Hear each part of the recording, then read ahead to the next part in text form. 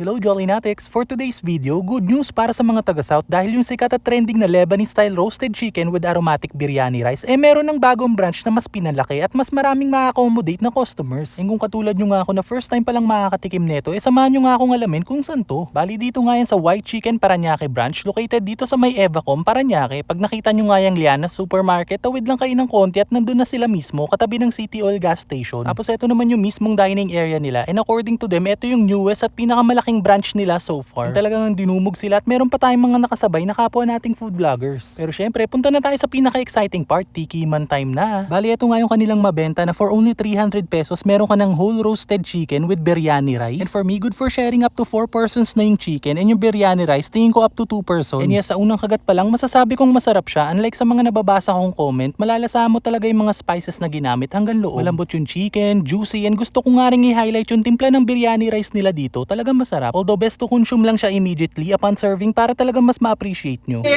Jolly TV, we're inviting you here in Parañaque for the best taste because you are the best. See you all. Thank you. White chicken with you. Thank you, everyone. See you, everyone, here in Parañaque.